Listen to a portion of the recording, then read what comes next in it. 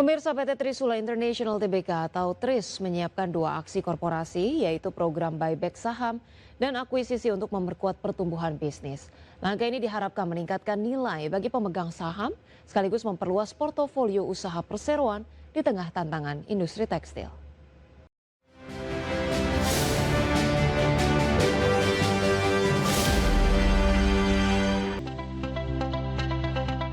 Perseroan menganggarkan dana maksimal 15 miliar rupiah untuk program pembelian kembali saham yang berlangsung hingga 5 Oktober 2026. Buyback dilakukan untuk menjaga stabilitas harga saham sekaligus mencerminkan keyakinan manajemen terhadap fundamental perseroan. Program ini juga diharapkan meningkatkan nilai bagi pemegang saham. Langkah tersebut menjadi bagian dari strategi jangka panjang perseroan. Perseroan mengakuisisi 75% saham PT Lifestyle Pratama senilai 20 miliar rupiah untuk memperkuat dan mendiversifikasi bisnis. Akuisisi dilakukan melalui mekanisme kompensasi piutang dengan pihak afiliasi. Strategi ini membuka peluang sinergi dan perluasan sumber pendapatan perseroan. Langkah tersebut diharapkan memperkuat daya saing bisnis perseroan. Aksi korporasi ini dilakukan di tengah kinerja operasional yang masih bertumbuh didukung peningkatan penjualan dan ekspor. Manajemen menilai diversifikasi usaha menjadi langkah penting untuk menjaga pertumbuhan berkelanjutan. Kombinasi buyback dan akuisisi memberikan fleksibilitas dalam menghadapi dinamika industri. Strategi tersebut diharapkan meningkatkan nilai bisnis perseroan. Buyback dan akuisisi menjadi bagian dari strategi perseroan dalam memperkuat fundamental dan menciptakan nilai jangka panjang. Dengan portofolio bisnis yang semakin beragam, perseroan berpeluang meningkatkan ketahanan usaha di tengah persaingan industri. Manajemen optimistis aksi korporasi ini akan mendukung pertumbuhan kinerja perseroan pada tahun mendatang. Langkah tersebut sekaligus memperkuat kepercayaan investor terhadap prospek bisnis perseroan. Berbagai sumber IDX Channel.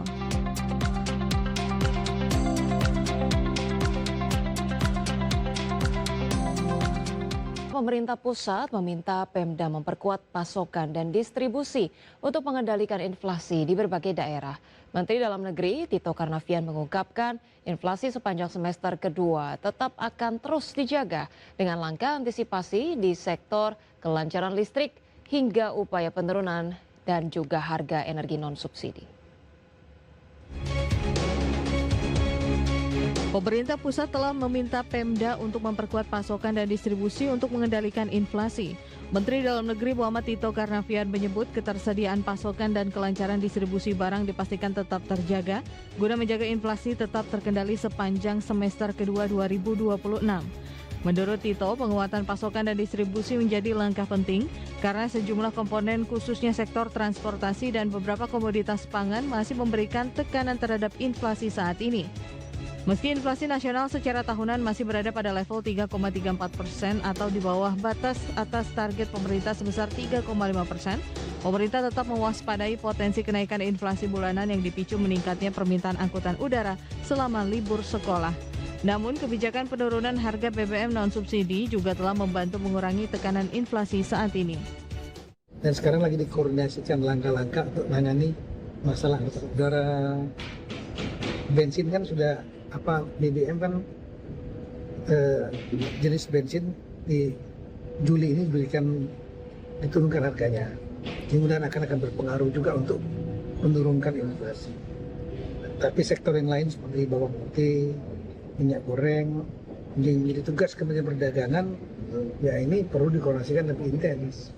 Nah, kalau untuk masalah Selain itu, Tito juga meminta pemerintah daerah mengantisipasi gangguan distribusi akibat cuaca, terutama di wilayah kepulauan yang kerap dilanda gelombang tinggi. Tito juga menegaskan pengendalian inflasi membutuhkan sinergi yang kuat antara pemerintah pusat dan daerah melalui tim pengendalian inflasi pusat dan tim pengendalian inflasi daerah. Jakarta, Raharjo Patmo, IDX Channel. Pemirsa, Menteri Koordinator Bidang Pangan Zulkifli Hasan menegaskan Koperasi Desa Merah Putih akan menjadi penyalur bantuan pemerintah sekaligus penyerap hasil pertanian masyarakat melalui skema off-taker. Program ini ditargetkan dapat memperkuat ekonomi desa dengan puluhan ribu koperasi yang segera beroperasi di seluruh Indonesia. Menteri Koordinator Bidang Pangan Zulkifli Hasan memastikan peran Koperasi Desa Merah Putih sebagai pusat penyaluran berbagai program bantuan pemerintah sekaligus penyerap hasil pertanian masyarakat desa.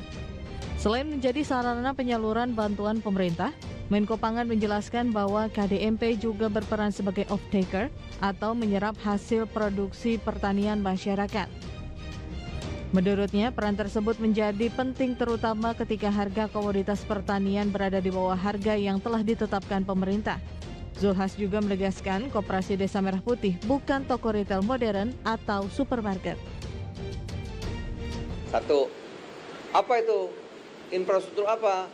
Untuk menyampaikan barang-barang yang bantu sosial, kemudian barang-barang subsidi, semua nanti melalui Koperasi Desa Merah Putih. Tadi diputuskan sudah. Kedua, koperasi itu nanti dia akan menjadi off-taker. Kalau harga yang sudah ditetapkan oleh pemerintah seperti gabah masih di bawah harga pasar.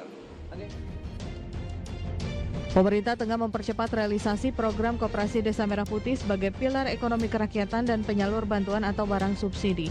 Sebanyak 83.000 badan hukum telah rampung dengan target belasan hingga puluhan ribu unit bersiap beroperasi di seluruh Indonesia.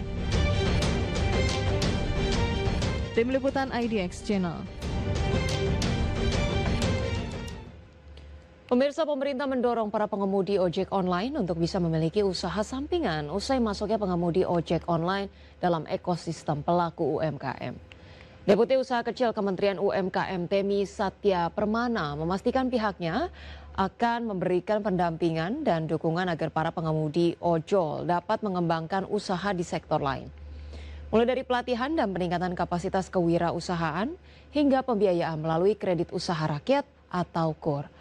Menurut Temi, penyaluran KUR kepada pengemudi ojol yang menghadapi keterbatasan modal berpotensi semakin mudah karena aktivitas para pengemudi ojol telah berada dalam ekosistem digital yang dibangun melalui masing-masing platform.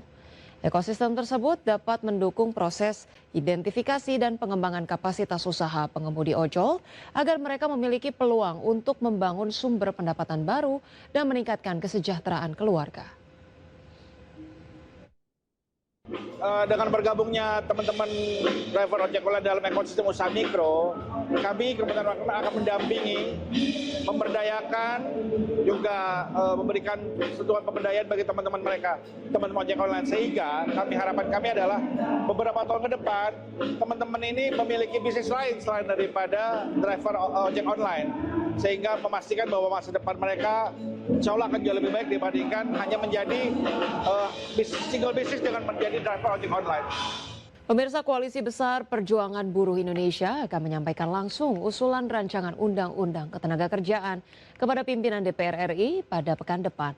Koalisi Perjuangan Buruh berharap dapat memperjuangkan lahirnya undang-undang ketenagakerjaan yang baru yang bisa menjawab kepentingan para buruh. Koalisi Besar Perjuangan Buruh Indonesia akan menemui langsung pimpinan DPR RI pada pekan depan guna menyampaikan aspirasi atau pokok pikiran mengenai draft rancangan Undang-Undang Ketenagakerjaan. Menurut Presiden Konfederasi Serikat Pekerja Seluruh Indonesia Andi Gani Nenawea, pokok pikiran yang telah dikumpulkan dalam rapat koalisi besar yang berlangsung selama 3 hari ini harus dibahas secara matang dan terbuka di DPR RI. Gani meminta dalam pertemuan dengan DPR, seluruh pimpinan fraksi DPR RI juga hadir mendengarkan aspirasi yang akan disampaikan oleh Koalisi Besar Perjuangan Buruh Indonesia. Kami semua, tidak ada yang mewakili, semuanya hadir langsung untuk bisa menjelaskan, bukan hanya menyerahkan draft, kami tidak mau berdiskusi langsung mengenai draft-draft usulan kami apa. Jadi kita menuangkan ide, gagasan, pikiran bukan hanya seremonial. Jadi benar-benar kita menyampaikan pokok-pokok pikiran para pimpinan konfederasi semua bisa bicara di situ supaya terbuka. Dan saya minta oleh pimpinan DPR, fraksi-fraksi yang diundang, seluruh fraksi yang ada di DPR, bukan hanya Komisi 9, supaya mendengar aspirasi dari kekuatan mayoritas buruh. Para pimpinan konfederasi berharap pihaknya dapat memperjuangkan lahirnya Undang-Undang Ketenagakerjaan yang baru, karena undang-undang yang lama dinilai tidak bisa menjawab kepentingan para buruh. Tim Liputan IDX Channel.